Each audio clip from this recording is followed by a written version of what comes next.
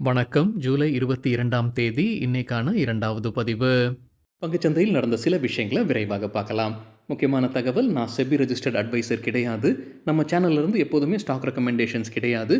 YouTube channel மட்டும் இல்லைங்க. மத்த சோஷியல் மீடியா பிளாட்ஃபார்மான Instagram, WhatsApp, Telegramல இருந்து கூட நாம ஸ்டாக் ரெக்கமெண்டேஷன்ஸ் வழங்குவதில்லை. மேலும் பணத்தை வாங்கிட்டு எந்த சேவையும் வழங்குவது இல்லை. பல போலியான குரூப் இயங்கிட்டு இருக்கு. தயவு செய்து ஜாக்கிரதையாக இருங்க.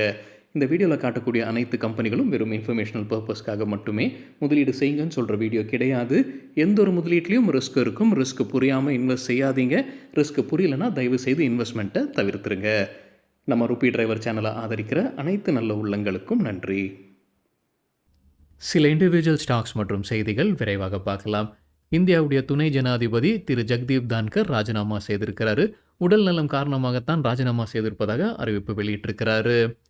மில்கி மிஸ்ட் டெய்ரி ஐபிஓ குறித்தான அப்டேட். 2035 கோடி ரூபாய் ஐபிஓ வழியாக ஃபண்ட் ரைசிங் பண்ணுவதற்கான வாய்ப்பு இருக்குன்னு மணி கண்ட்ரோலில் அப்டேட் கொடுத்துருக்காங்க. இரண்டுமே இருக்குது. இந்த ஐபிஓவில் ஃப்ரெஷ் இஷ்யூ இருக்குது, ஆஃபர் ஃபார் சேலும் இருக்குது. ஃப்ரெஷ் இஷ்யூ வழியாக 1785 கோடி ரூபாய் ஃபண்ட் ரைசிங் பண்ணுவதற்கான முயற்சியில் இருக்கலாம். அதே போல் offer for sale, already existing ஷேர்ஸை விற்பனை செய்வது தான் ஆஃபர் ஃபார் சேல். அது வழியாக ப்ரொமோட்டர்ஸ் ஷேர்ஸை விற்பனை செய்து 250 கோடி ரூபாய் ஃபண்ட் ரைசிங் பண்ணுவதற்கான வாய்ப்புகள் இருக்குது. ப்ரொமோட்டர்ஸ் விற்பனை செய்யக்கூடிய ஷேர்ஸ்லேருந்து வரக்கூடிய பணம் ப்ரொமோட்டர்ஸ்க்கே போயிடும். ஃப்ரெஷ் இஷ்யூ வழியாக அவங்க ரைஸ் பண்ணுற பணம் தான் கம்பெனிக்கு வரும். அதை வைத்துக்கொண்டு அதில் 750 கோடி ரூபாய் கடன் அடைப்பதற்கு பயன்படுத்துவதற்கான வாய்ப்பு இருக்கு. 415 கோடி ரூபாய் பணத்தை வைத்துக்கொண்டு பெருந்துறை உற்பத்தி ஆலையை விரிவாக்கம் மற்றும் புதுப்பிப்பதற்கு பயன்படுத்துவதற்கான வாய்ப்புகள் இருக்கு. 361 வேம்ல பிளாக் டீல் நடந்திருப்பதாக மணி கண்ட்ரோலில் தகவல் கொடுத்திருக்காங்க. யார் வாங்கியிருக்கிறாங்க, விற்பனை செய்திருக்கிறாங்கிற தகவல் இது வரைக்கும் இல்லை. பெயின் கேபிட்டல் விற்பனை செய்திருப்பதற்கான வாய்ப்புகள் இருக்குன்னு மணி கண்ட்ரோலில் சொல்லியிருக்கிறாங்க. 2273 கோடி ரூபாய்க்கான ஷேர்ஸ் கைமாறி இருப்பதாக அந்த மணி கண்ட்ரோல் செய்தியில் சொல்லியிருக்கிறாங்க. இட்டர்னல் அல்லது ஜொமேட்டோ இன்றைக்கி ரெக்கார்ட் ஹையில் போயிருக்கு ஷேர் ப்ரைஸ். நேற்று நல்லா பர்ஃபார்ம் பண்ணது. நேற்று ரிசல்ட் அறிவிச்சிருந்தாங்க. ப்ராஃபிட் கீழே போனது. இருந்தாலும் ஷேர் ப்ரைஸ் அதிகரித்தது. என்ன காரணம் நம்ம நேற்றோ இன்னைக்கு காலையில் வீடியோவில் செய்தியாக பார்த்துருந்தோம். பிளிங்கெட், அவங்களுடைய மற்றொரு நிறுவனம் பிளிங்கெட் வந்து நல்லா பர்ஃபார்ம் பண்ணியிருக்கு அப்படின்னு கமெண்ட்ரி கொடுத்துருக்காங்க மேனேஜ்மெண்ட் சைட்லேருந்து. அது ஒரு ட்ரிகராக இருந்திருக்கு. இன்றைக்கி மறுபடியும் 15% இன்ட்ராடியில் அதிகரித்தது. ஜொமேட்டோ 310 லெவலில் ட்ரேட் ஆகிட்டு இருந்திருக்கு. புரோக்கிங் கம்பெனிஸ் என்ன ரேட்டிங் டார்கெட் கொடுத்துருக்காங்க ரிசல்ட்டுக்கு பிறகு? ஜெஃப்ரீஸ் ரேட்டிங்கை அப்கிரேட் பண்ணியிருக்காங்க, பையாக உயர்த்தியிருக்கிறாங்க. எதிர்பார்க்குற டார்கெட் ப்ரைஸும் உயர்த்தியிருக்கிறாங்க. புது டார்கெட் 400. சிஎல்எஸ்ஏ தொடர்ந்து high conviction out perform rating கொடுத்துருக்காங்க. எதிர்பார்க்குற டார்கெட் 385. பர்ன்ஸ்டைன் அவுட் பர்ஃபார்ம் ரேட்டிங் கொடுத்துருக்காங்க. எதிர்பார்க்குற டார்கெட் 320. ஆனால் மெக்வெரி தொடர்ந்து அண்டர் பர்ஃபார்ம் ரேட்டிங் கொடுத்துருக்காங்க. எதிர்பார்க்குற டார்கெட் 150. அதாவது தற்போதைய லெவலிருந்து பாதியாக குறைவதற்கான வாய்ப்புகள் இருக்குன்னு மெக்வெரி கருதுறாங்க. இட்டர்னல் இன்றைக்கி ராக்கெட் மாதிரி நல்லா மேலே போயிருக்கு. அதோடைய அதிர்வுகள் வேறு 2 ஸ்டாக்ஸ்லையும் தெரிஞ்சிருக்கு. வேறு 2 ஸ்டாக்ஸ் இதனால் நல்லா பர்ஃபார்ம் பண்ணியிருக்குன்னு மணி கண்ட்ரோலில் சொல்லியிருக்காங்க. ஒன்று ஸ்விக்கி தான். ஸ்விக்கி இன்றைக்கி இன்ட்ராடேல 8% அதிகரித்தது. அவங்களுடைய குவார்ட்டர்லி ரிசல்ட் ஜூலை 31ஆம் தேதி வெளியிட இருக்கிறாங்க. மற்றொரு நிறுவனம் இன்ஃபோஎட்ஜ். இன்ஃபோஎட்ஜ் வந்து ஜொமேட்டோ ஒரு ஸ்டார்ட் அப்பாக இருக்கும்போது முதலீடு செய்த ஒரு நிறுவனம். ஜொமேட்டோவில் இன்ஃபோஎட்ஜ் முதலீடு செய்திருக்கிறாங்க. ஸோ அந்த பணம் இப்போ வைத்திருக்கிறாங்க. அவங்க ஐபிஓ வழியாகவும் சில ஷேர்ஸை விற்பனை செய்து லாபம் பார்த்துருந்தாங்க. ஆனால் இப்போவும் ஷேர்ஸை வைத்துக்கிட்டு இருக்கிறாங்க இன்ஃபோஎட்ஜ். இன்ஃபோஎட்ஜ் இன்ட்ராடேல 4% அதிகரித்தது. ஜூன் குவார்ட்டர் முடிவில் இன்ஃபோஎட்ஜ் கைவசம் 12.4% ஸ்டேக் இருக்குது ஜொமேட்டோவில். அதாவது 119 கோடி ஈக்விட்டி ஷேர்ஸ் வைத்திருக்கிறாங்க. தற்போதைய மார்க்கெட் ப்ரைஸ் வைத்து பார்க்கும்போது அதோடைய மதிப்பு 37,100 கோடி ரூபாயாக வருது. இன்ஃபோஎட்ஜுடைய மார்க்கெட் கேபிட்டலைசேஷன் 99,000 கோடி ரூபாய். அப்போ அவங்க ஜொமேட்டோவில் வைத்திருக்கக்கூடிய ஷேர்ஸுடைய மதிப்பு 37,100 கோடி ரூபாய். அவங்களுடைய மார்க்கெட் கேபிட்டலைசேஷனுடைய 1/3 பங்கு அவங்க ஜொமேட்டோவில் முதலீடு வைத்திருக்கிறாங்க இன்ஃபோஎட்ஜ். பஜாஜ் ஃபினான்ஸ் இன்னைக்கு ரெட்ல ட்ரேட் ஆயிருக்குன்னு மணி கண்ட்ரோலில் அப்டேட் கொடுத்துருக்காங்க. அதற்கு முக்கிய காரணம் கம்பெனியுடைய எம்டி ராஜினாமா செய்திருக்கிறார். இந்த செய்தி காலையில் வீடியோவில் நம்ம பார்த்துருந்தோங்க. அனுப்குமார் சாஹா ராஜினாமா செய்திருக்கிறாரு. அவர் இண்டஸ்இண்ட் பேங்க்ல ஒரு பதவியில் நியமிப்பதற்கான வாய்ப்புகள் இருக்குன்ற செய்தியும் நம்ம பார்த்துருந்தோம். உறுதி செய்யப்படலை. ஸோ அவர் ராஜினாமா செய்திருப்பது ஒரு நெகட்டிவாக கருதப்படுது. மணி கண்ட்ரோலில் தான் காரணமாக சொல்லியிருக்காங்க. அதே போல் மார்கன் ஸ்டேன்லியும் அதான் சொல்லியிருக்காங்க. அந்த சக்சஷன் பிளான் வந்து இப்போ அவங்க கொண்டு வர வேண்டும். இப்போ ஒரு பின்னடைவு தான் பஜாஜ் ஃபினான்ஸுக்கு இப்போ எம்டி ராஜினாமா செய்திருப்பது. ஆனால் இது மேனேஜபிள் தான். இது பெரிய அளவில் பெரிய கட்டுப்படுத்த முடியாத பிரச்சனைலாம் கிடையாது. அவங்க கட்டுப்படுத்திடுவாங்க. ஆனால் இப்போதைக்கு ஒரு பின்னடைவு இருக்குது பஜாஜ் ஃபினான்ஸ்க்குன்னு மார்கன் ஸ்டான்லி கருத்து தெரிவிச்சிருக்கிறாங்க. பிஎஸ்சி மறுபடியும் இன்றைக்கி நல்லா பர்ஃபார்ம் பண்ணியிருக்கு. 3% வரைக்கும் சில ஸ்டாக்ஸ் பிஎஸ்சி மற்றும் கேபிட்டல் மார்க்கெட் ஸ்டாக்ஸ் நல்லா பர்ஃபார்ம் பண்ணியிருக்குன்னு மணி கண்ட்ரோல் அப்டேட் கொடுத்துருக்காங்க. நேற்றும் பிஎஸ்சி நல்லா பர்ஃபார்ம் பண்ணுது. செய்தி நம்ம பார்த்துருந்தாங்க. ஜெயின் ஸ்ட்ரீட் மறுபடியும் ட்ரேடிங்கை துவங்கலாம்னு செபி அனுமதி வழங்கியிருக்காங்க. சில கண்டிஷன்ஸ் அப்ளை போட்டிருக்காங்க. அவங்க எஸ்க்ரோ அக்கௌண்ட்டில் பணத்தை போட்டாங்க ஜெயின் ஸ்ட்ரீட். அதற்கு பிறகு இப்போ செபி அனுமதி வழங்கியிருக்கிறேன் கண்டிஷன்ஸ் அப்ளைவுடன். அதனால் பிஎஸ்சி நல்லா பர்ஃபார்ம் பண்ணியிருக்கு. வேறு சில கேபிட்டல் மார்க்கெட் ஸ்டாக்ஸும் நல்லா பர்ஃபார்ம் பண்ணியிருக்கு. அவங்க சில பேர்களும் சொல்லியிருக்காங்க மணி கண்ட்ரோலில். Angel One, Nuvama wealth management, UTI AMC, Indian Energy Exchange, CDSL, MCX, Motilal Oswal financial services, Aditya Birla Sun Life AMC, KFin technologies போன்ற ஸ்டாக்ஸ் நல்லா பர்ஃபார்ம் பண்ணியிருக்குன்னு மணி கண்ட்ரோலில் அப்டேட் கொடுத்துருக்குறாங்க. ஆரிஸ் இன்ஃப்ரா சொல்யூஷன்ஸ் இன்னைக்கு இன்ட்ராடேல 5% அதிகரித்தது. கம்பெனிக்கு ஒரு புது ஆர்டர் கிடைச்சிருக்கு. அதோடைய மதிப்பு ₹340 கோடி. வோடஃபோன் ஐடியா குறித்து மணி கண்ட்ரோல்லேருந்து கிடைத்த ஒரு தகவல். அவங்க ஜூன் குவார்ட்டருக்கான ஷேர் ஹோல்டிங் பேட்டர்ன் வெளியாகியிருக்கு. அதுலேருந்து கிடைத்த சில தகவல். ரீட்டெயில் ஷேர் ஹோல்டர்ஸ் உடைய எண்ணிக்கை அதிகரிச்சிருக்கு. கூடுதலாக 1,00,000 ரீட்டெயில் ஷேர் ஹோல்டர்ஸ் வோடஃபோன் ஐடியாவில் ஷேர்ஸை வாங்கியிருக்கிறாங்க. ரீட்டெயில் ஷேர் ஹோல்டர்ஸ்னு சொல்லும்போது ₹2,00,000 வரைக்கும் ஷேர்ஸ் வாங்கக்கூடிய ஆட்கள் தான் ரீட்டெயில் ஷேர் ஹோல்டர்ஸ் கேட்டகரியில் வரும். ஸோ இப்போ வந்து மார்ச் குவார்ட்டரையும் ஜூன் குவார்ட்டர் முடிவும் அவங்க ஒப்பிடுறாங்க. மார்ச் குவார்ட்டர் முடிவில் 59.06 லட்சம் share holders retail share holder கேட்டகரியில் வந்திருந்தோம்.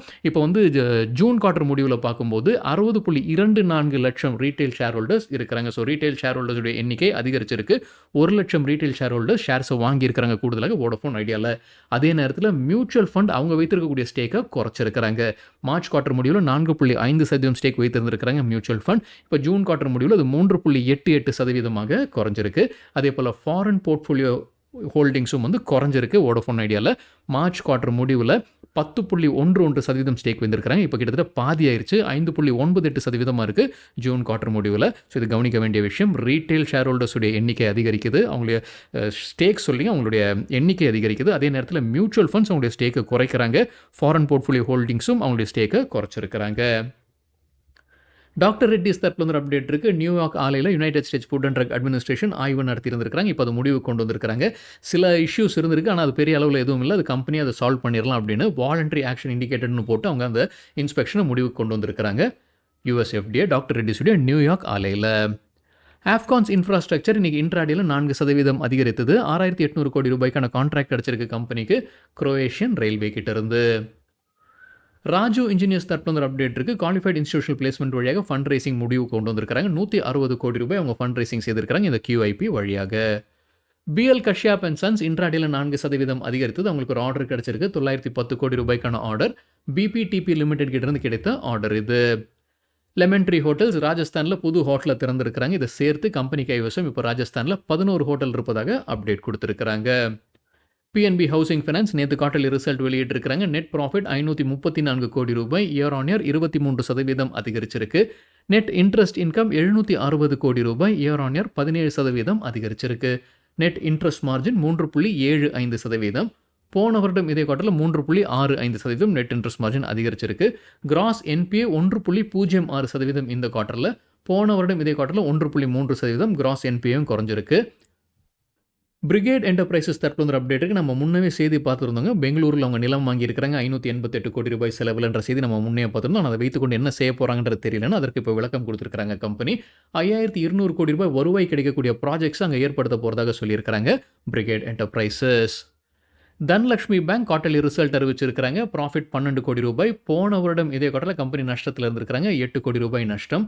நெட் இன்ட்ரெஸ்ட் இன்கம் ₹139 கோடி இயர் ஆன் இயர் 39% அதிகரிச்சிருக்கு. Gross NPA 3.22%. போன குவார்ட்டரில் 2.98% வந்தது. கிராஸ் என்பிஏ அதிகரிச்சிருக்கு.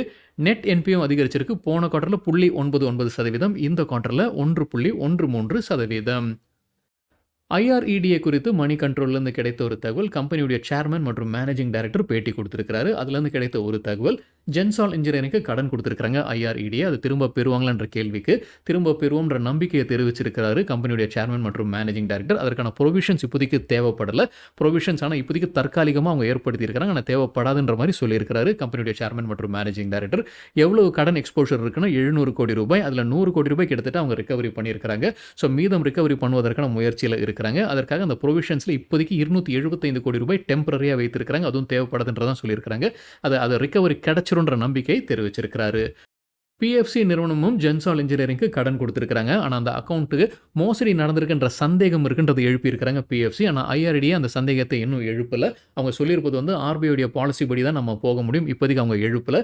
இப்போ அவங்க நினச்சிக்கிட்டு இருக்கிறது என்னன்னா கவர்னன்ஸ் சரியாக இல்லை, நிர்வாக மோசடி காரணமாகத்தான் இது ஏற்பட்டிருக்குன்னு நினச்சிக்கிட்டு இருக்கிறாங்க ஐஆர்இடிஏ. பராக் மில்க் ஃபுட்ஸ் குவார்ட்டர்லி ரிசல்ட் அறிவிச்சிருக்காங்க. மணி கண்ட்ரோல்லேருந்து கிடைத்த டேட்டா. கன்சாலிடேட்டட் ப்ராஃபிட் ₹27 கோடி இயர் ஆன் இயர் 1% அதிகரிச்சிருக்கு. ரெவென்யூ ₹851 கோடி இயர் ஆன் இயர் 12% அதிகரிச்சிருக்கு. நேத்து ரிசல்ட் அறிவித்த சில கம்பெனிகள் இன்னைக்கு எப்படி பெர்ஃபார்ம் பண்ணியிருக்காங்க. நம்ம மத்திய அளவுல எடுக்கப்பட்ட டேட்டா இது. பிஎன்பி ஹவுசிங் ஃபைனான்ஸ் இன்ட்ராடேல 3% அதிகரித்தது. தனலட்சுமி பேங்க் 5% இன்ட்ராடேல அதிகரித்தது. ஓபராய் ரியாலிட்டி 3% வீழ்ச்சிய பார்த்திருக்கு. ஹேவல்ஸ் இந்தியா 2% அதிகரித்தது. பராக் மில்க் ஃபுட்ஸ் 6% வீழ்ச்சிய பார்த்திருக்கு இன்ட்ராடேல. சரிங்க. இதுதான் சில விஷயங்கள் என்னுடைய பார்வைக்கு எட்டியது. நன்றி. வணக்கம்.